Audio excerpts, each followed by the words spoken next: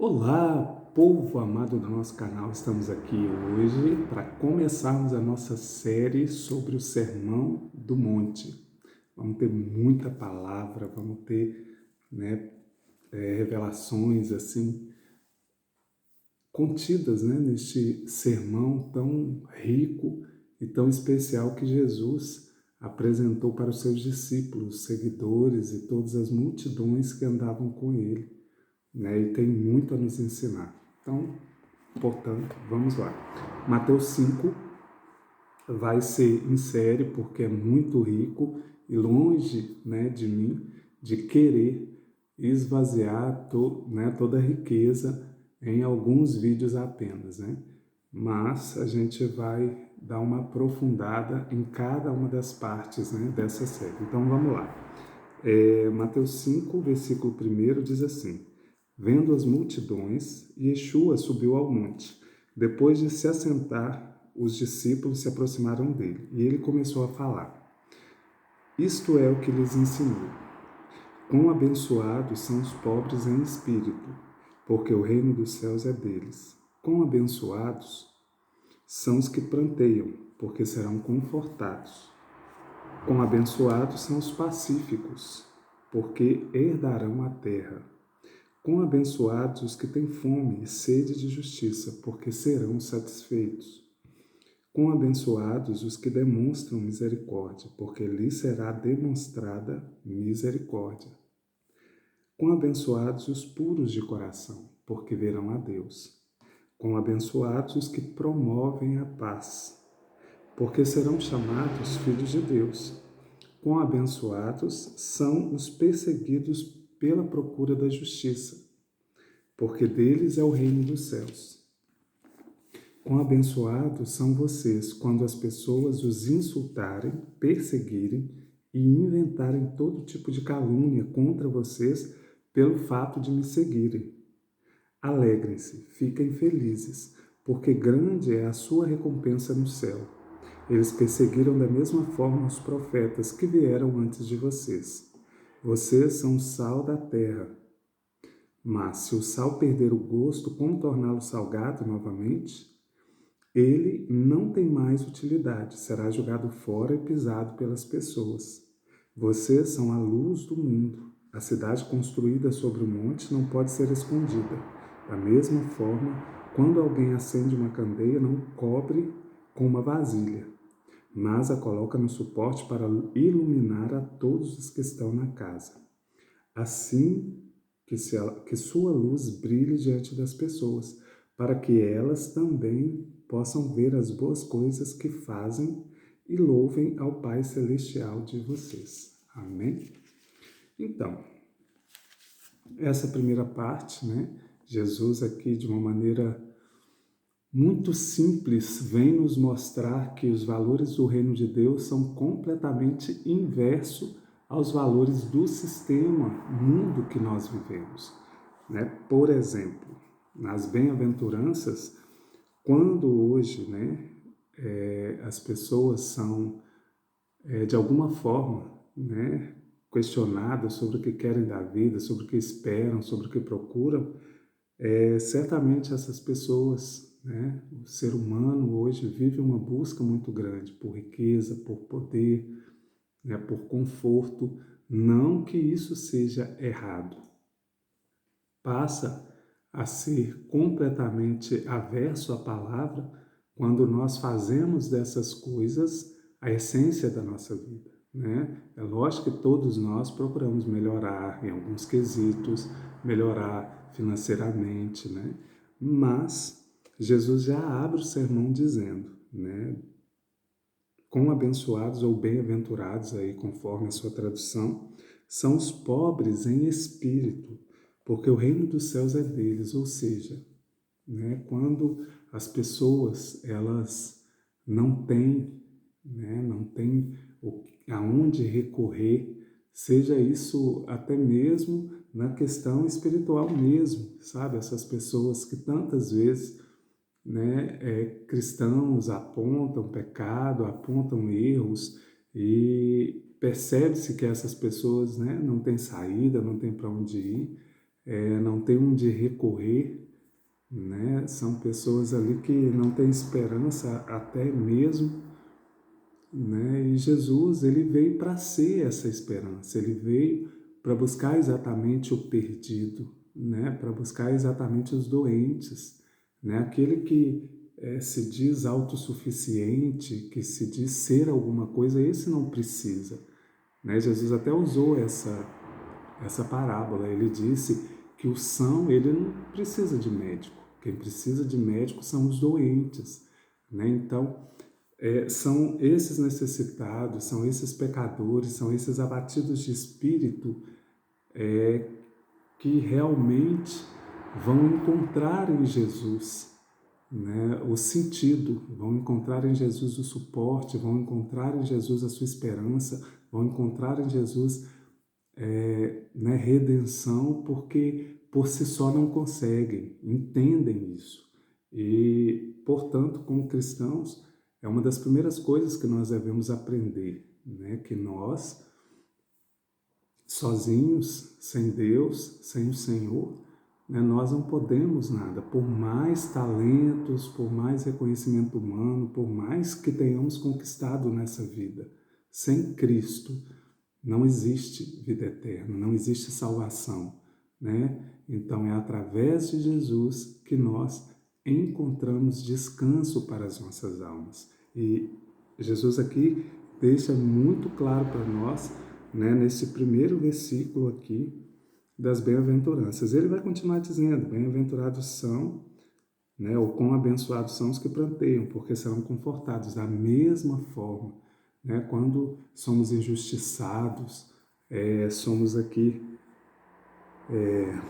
né, perseguidos, humilhados, enfim, vivemos aqui toda a situação difícil, todas as dificuldades inerentes a uma vida, né, que procuramos abster de tudo que é ruim, de tudo que é mal, não que venhamos acertar tudo, mas quando nós fazemos isso, muitas vezes, né, vamos encontrar opositores, pessoas que vão olhar para nós e vão, né, perseguir, vão maltratar. E aí Jesus vai dizer, né, que somos bem-aventurados quando assim nos encontrarmos, quando formos aquelas pessoas que, sabe, são humilhadas, que choram, que sofrem, porque o conforto vem de Deus, especialmente quando nós procuramos fazer o que é correto. Jesus continua: bem-aventurados os pacíficos, porque herdarão a terra. É interessante como que o valor é inverso, como que os valores do reino de Deus são inversos, porque aqui, né, normalmente, os que tomam posse das coisas são os mais espertos, são os que enganam, são os que, né, e muitas vezes a gente percebe essas injustiças, né?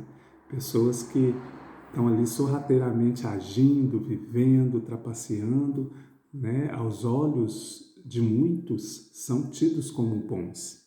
Só que Jesus vem trazer outra realidade. Ele vem dizer que os pacificadores, esses sim que vão herdar a terra, ou seja, é aquele que não procura essas coisas, é aquele que não luta dessa forma, é aquele que muitas vezes, ao invés de dividir, vai tentar agrupar, vai tentar somar, vai tentar, né, apaziguar as situações. Este sim vai herdar a terra. E Jesus prossegue dizendo, né, que bem-aventurados ou quão abençoados os que têm fome e sede de justiça, porque serão satisfeitos. Né? Então não é aquele que vai lá e faz a justiça com as próprias mãos, que muitas vezes vai lá e arrebenta o outro na pancada, muitas vezes vai lá e decide com a força do braço, né, do dinheiro, do poder. Jesus ele vai dizer que os que têm fome e sede de justiça, né, são aquelas pessoas que tantas vezes são injustiçadas e que esperam no seu coração que Deus ele venha, né, no tempo oportuno e ele faça ali a justiça conforme a plantação de cada um. Né? Nós muitas vezes não vamos precisar estender a força do nosso braço. Né? O próprio Deus vai ali, através dessa lei da semeadura, através de tantas circunstâncias, mostrar para essas pessoas quão erradas estão e como que esses caminhos não levam a lugar nenhum.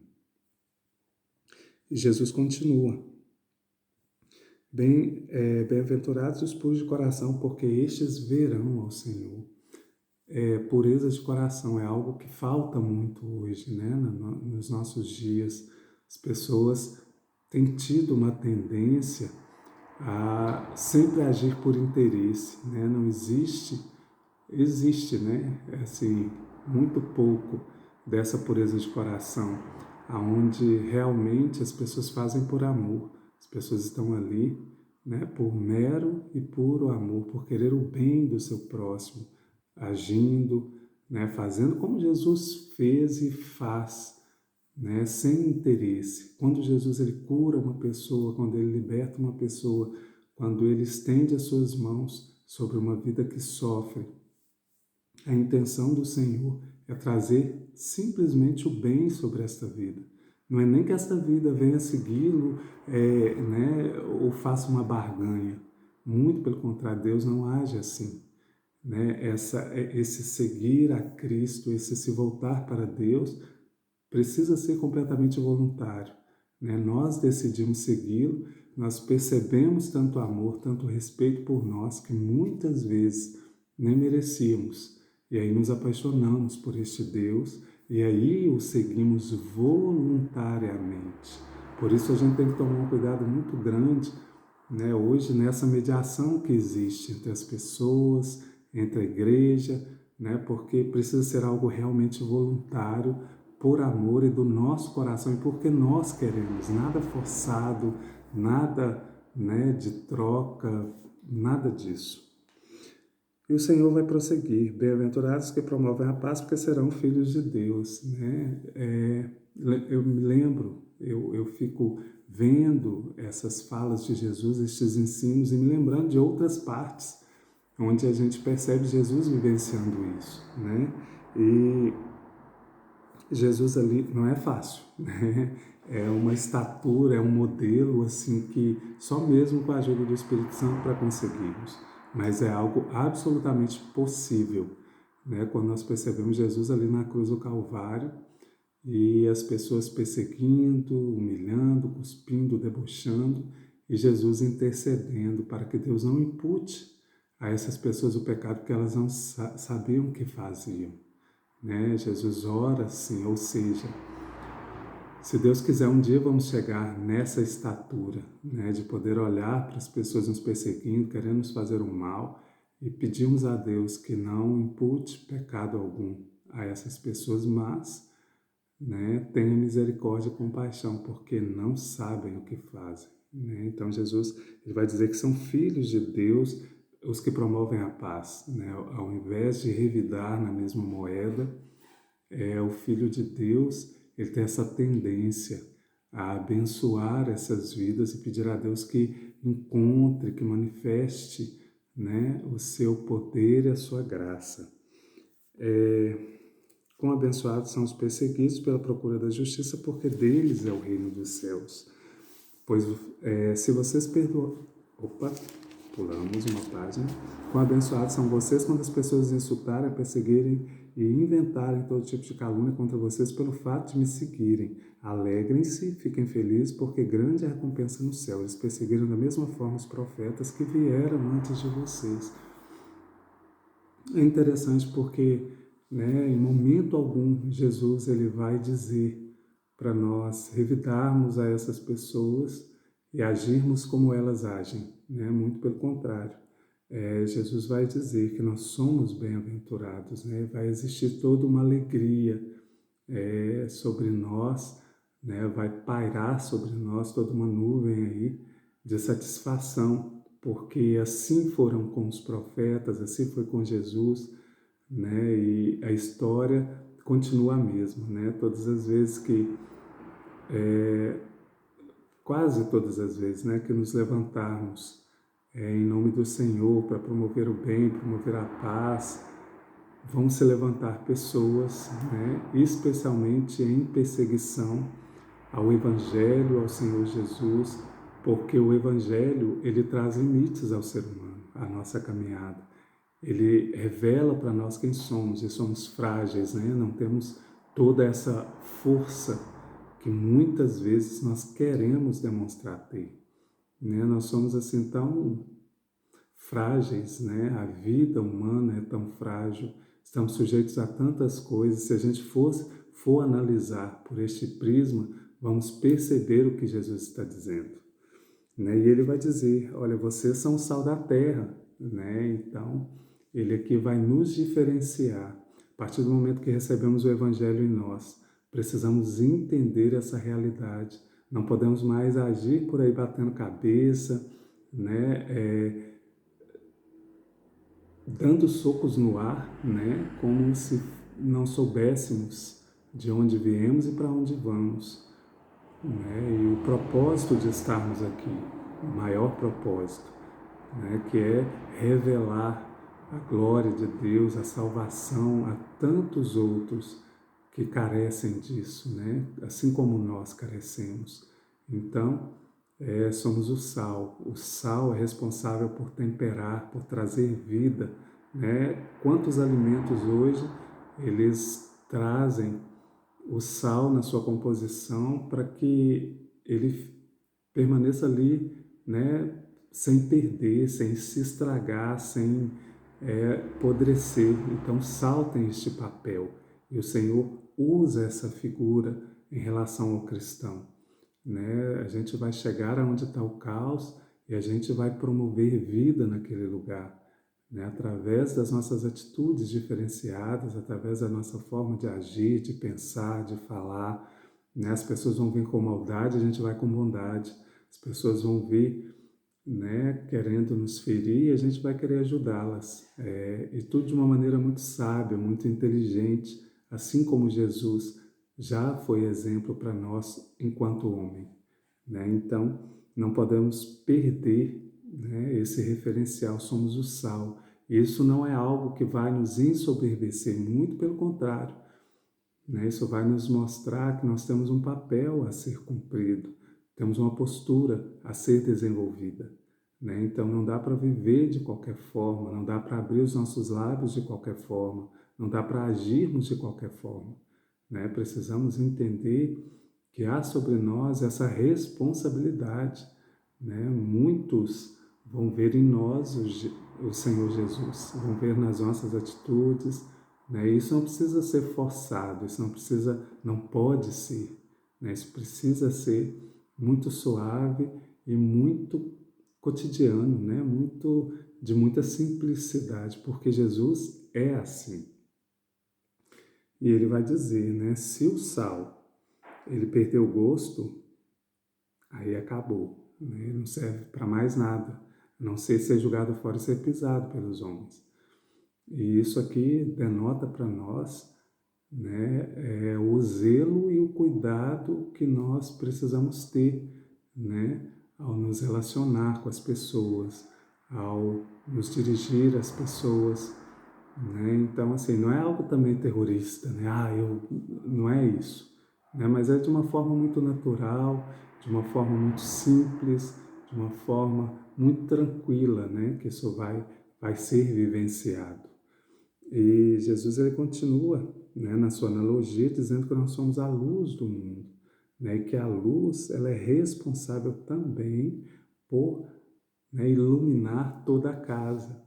Né? É tremenda essa analogia de Jesus, porque se nós dissermos ser cristãos e não levarmos luz, aí lascou-se, né? Aí nós é que precisamos de salvação e de nos encontrarmos com Cristo. A partir do momento que eu digo ser cristão e o meu comportamento ele é completamente oposto ao que Jesus